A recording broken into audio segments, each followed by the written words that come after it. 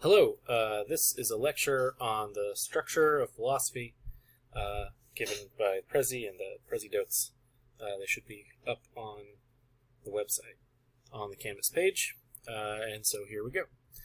This short lecture is meant to help you situate the structure of the subfields within philosophy and sort of see how we're going to be progressing as we go through this class. Here we're going to be following along with Prezi for visualization as a guide to help you sort of visualize how the different subfields of philosophy are related.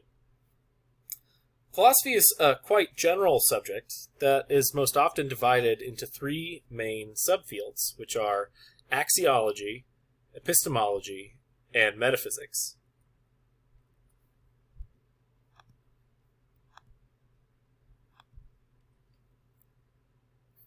Axiology is a fancy term for the study of value, or simply value theory.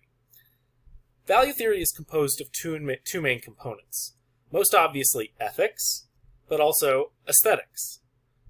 We will be focusing on ethics in this class, but it's worth saying a little about aesthetics too. Ethics is generally the study of our moral values. What is right and wrong, good and bad, permissible, impermissible, praiseworthy, or blameworthy.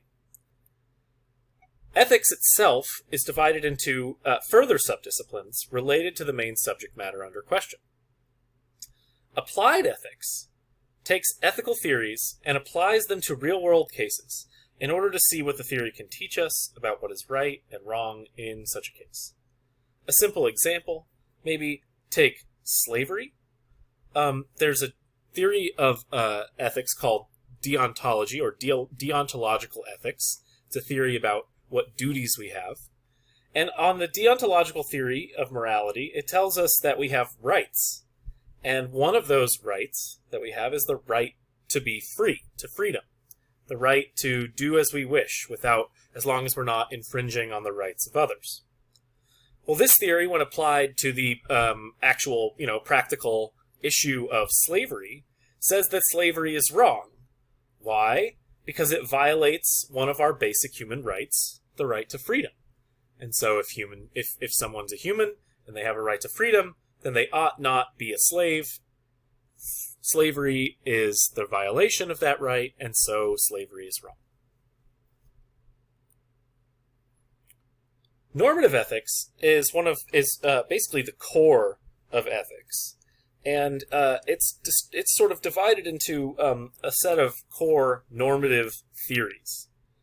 Normative theories try to answer core ethical questions like, what actions are right and wrong? What is it that's good to do versus what's bad to do? Why is one action better than another? So on and so forth.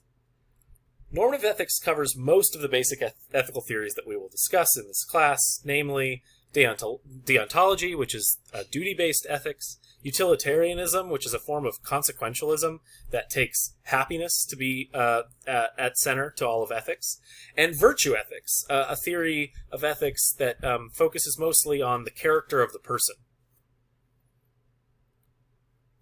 Finally, we come to metaethics. Metaethics studies the meta-issues of ethics. Meta, meaning above or beyond, basically guides us into thinking about issues that where ethics is the sort of core subject matter. Things like, how do we know what's right and wrong to begin with? Or what is it for something to be right or wrong anyway? Like, what is wrongness in the first place? Is it a feature of the world? Or is it just a feature of our value judgments? Do we make things right or wrong? Or are things right or wrong already in the world, and do we discover them? Metaethics is sort of about ethics in a larger way and deals with the metaphysical and epistemological challenges that face any ethical theory. All right, so that wraps up our three theories of ethics. Next up, aesthetics. So remember, aesthetics is the other aspect of axiology, the study of value. And axiology, or aesthetics here, studies basically aesthetic judgments. Things like judgments of beauty, judgments of taste, what is ugly, what is good in a certain taste sense. Aesthetics deals with the philosophy of art also, and is at the core of most contemporary criticism. When you read a book review or a movie review or a restaurant review, the critic is making an aesthetic judgment about how good something is in their opinion, relative to some kind of idealized standard of a good book or a good movie or a good restaurant. We're not going to be focusing much on aesthetics, mostly because of time constraints in this class, but it is worth mentioning. It's very helpful to be clear on one big difference between aspects of axiology, especially between moral judgments and aesthetic judgments. Moral judgments, when you judge something to be right or wrong, and aesthetic judgments, when you judge something to be beautiful or ugly or disgusting, they can come apart. One can do something that is disgusting without thereby doing something that is wrong. And so we must distinguish these kinds of properties of things that have value. We don't want to run together the idea of something's being wrong merely because it's disgusting. We might talk about specific examples of this when we get to it in the class.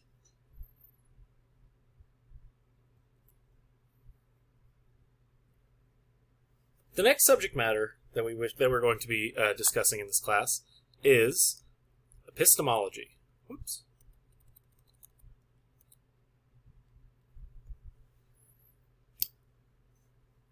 Epistemology is the study of knowledge. Knowledge, or what it is to know, is quite important to all academic endeavors. But what is knowledge, and how do we come by knowledge? Do we have any knowledge at all?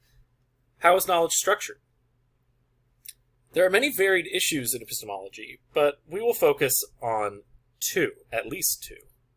Skepticism is the thought that, really, when it comes down to the reality of things, we don't have very much knowledge, or any knowledge at all. Usually people think that we know things, like that there's a chair over there, that I'm looking at my computer screen right now, or that this is my hand. But the skeptic argues that for certain reasons we can't always trust our senses or beliefs, and because we can't be sure, we can't actually know these things. The skeptic often suggests that we need to suspend judgment about the truth of most matters. Most people disagree with the skeptic and think that we really do know a good deal. But then the question arises how exactly we come by the knowledge that we have, and what the structure of the knowledge that we have takes.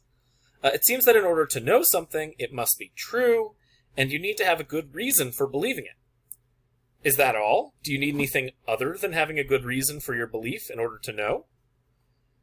What about beliefs that you have no real reason for, no justification for believing, right? You can look down at your hand and see your hand. That doesn't give you a reason for believing there's a hand there as much as it gives you a perception of your hand. So what about that belief? Is a belief based on perception just as good as, say, the belief that 2 + 2 = 4? Are perceptual beliefs justified? Can they be knowledge? In our second section of the class, we're going to be looking at, in the second section of our discussion of epistemology, we're going to be looking at some different theories of the structure of justification and knowledge itself. Our third topic is going to be metaphysics. Metaphysics is a broad subject that goes beyond or above physics. It studies things in general. What things are. What kinds of things there are. What it is for something to be. What it is for something to be real. What it takes for certain things to be of a certain kind. Metaphysics also studies the relations between things, like what it is for something, like a statue, to be made up of something else, made of a bunch of clay. And asks questions about whether or not these things are exactly the same thing, or whether they're distinct. It seems that a statue can't survive being dropped from a high height. However, if the statue, as built out of the clay, is not yet dry, it seems that when the statue hits the ground, it may smush, thereby going out of existence. However, the clay will still be there. So if the clay and the statue are the same thing, then it seems problematic to say that the clay is still existing after the statue has been smashed. Everything under the sun, from atoms to puppies to the universe, is incorporated in the study of metaphysics. But the subject tends to focus on the basics, like causation, what it is for something to be an object, what kinds of properties objects can have, whether or not God exists, what human beings are, etc.